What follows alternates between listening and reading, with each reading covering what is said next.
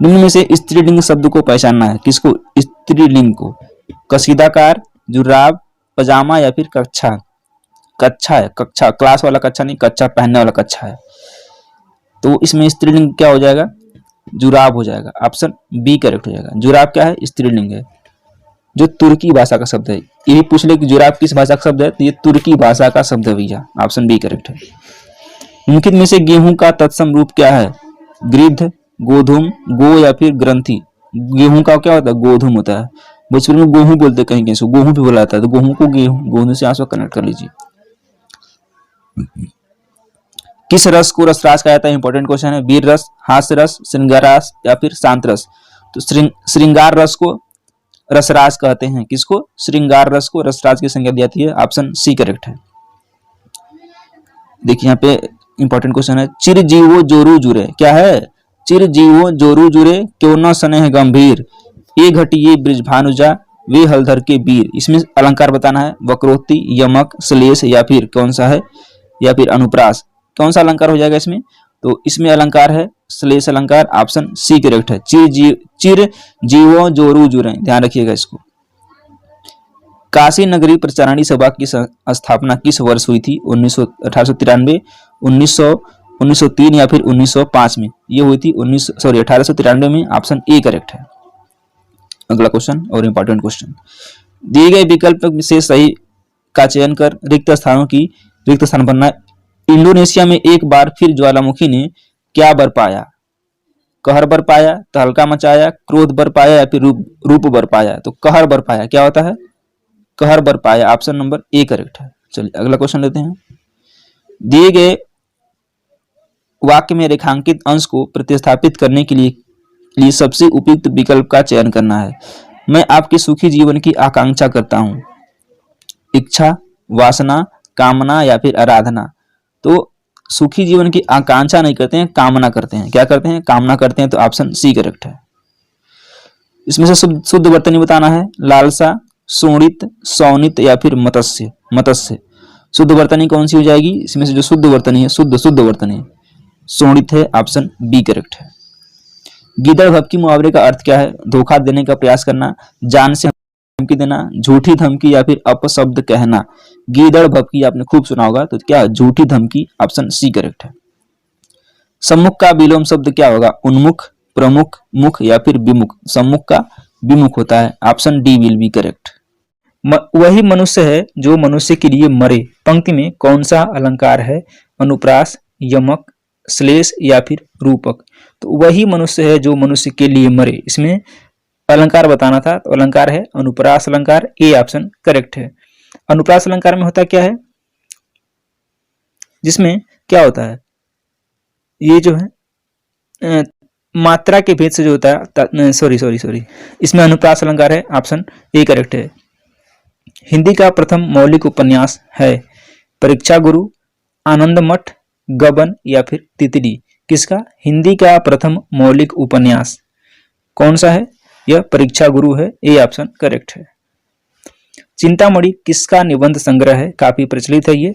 बाल मुकुंद गुप्त, हजारी प्रसाद द्विवेदी, रामचंद्र शुक्ल या फिर श्याम सुंदर दास। यह है रामचंद्र शुक्ल का निबंध संग्रह है। ऑप्शन नंबर सी करेक्ट है। कई बार यह परीक्षाओं में पूछा गया है। अपने सैनिकों की विजय का समाचार सुनकर भारतवासियों ने डैश हवन कराया, घर में अगरबत्ती जलाई, तेल के दिए जलाएं या फिर घी के दिए जलाएं।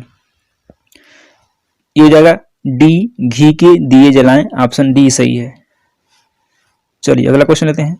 स्वच्छंद में कौन सी संधि है? स्वच्छंद में संधि बतानी है आपको। स्वच्छंद में संधि कौन सी है? विसर्ग संधि है,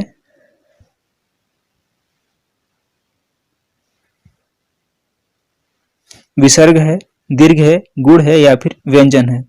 स्वच्छंद में संधि है, कौन सी है?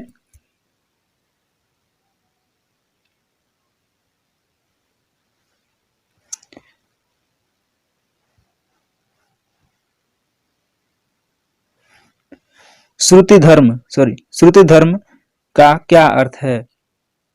ये हो जाएगा वैदिक धर्म। ऑप्शन डी सही है। उच्चारण स्थान के आधार पर यह व्यंजन है, किस तरह का है, तालव्य है, मूर्धन्य है, कंठ है या फिर ओष्ठ है। तो क, च, ट, त, प 5 वर्ग हैं। पहला कंठ हो जाएगा, दूसरा ताल हो जाएगा, कंठ, ताल, मूर्धा, दंत, ओष्ठ। इयो पूछा जाएगा, च, छ, ज, झ, इयो, कंठ, ताल, क्या हो जाएगा, ये तालव्य है। देखिए ये तालव्य है, ऑप्शन ए करेक्ट हो जाएगा। 22 का ये हो जाएगा, तालव्य हो जाएगा इयो। कौन हिंदी की उपभाषा नहीं है? मराठी, पश्चिमी हिंदी, पूर्वी हिंदी या फिर राजस्थानी हिंदी। पूछा गया कौन सी हिंदी की जो है उपभाषा इसमें से एक नहीं है, वो आपसे पूछा गया है। वह कौन सी है? वो मराठी है। मराठी जो है हिंदी की उपभाषा नहीं है। इसमें कौन कौन सी है? पूर्वी हिंदी है, पश्चिमी हिंदी है, राजस्थानी हिंदी है और पहाड़ी हिंदी है, बिहारी हिंदी है, लेकिन मराठी जो है नहीं है। ऑप्शन ए ही सही है। रिक्त स्थानों की पूर्ति के लिए सबसे उपयुक्त विकल्प का चयन करना है। रोहन को डैश है कि मोहन इतना काम कर सकेगा। क्या डर है, शंका है, आशंका है या फिर भय है? तो क्या हो जाएगा?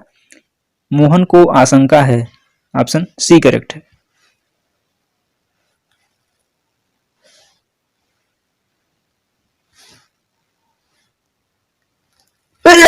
सॉरी। दिए गए वाक्य में रेखांकित खंड को प्रतिस्थापित करने के लिए सबसे उपयुक्त विकल्प का चयन करें। यदि इसे प्रतिस्थापित करने की आवश्यकता नहीं है तो विकल्प किसी बदलाव की आवश्यकता नहीं है का चयन करना है। आइए देखते हैं। इटली की राजधानी रोम की तरह दिल्ली भी इटली की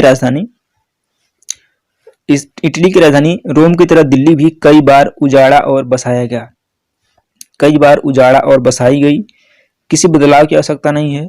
कितनी बार उजाड़ा और बसाया गया, कई बार उजाड़ी और बसाई गई। इसमें से बताना है कौन सा करेक्ट हो जाएगा। इसमें क्या हो जाएगा?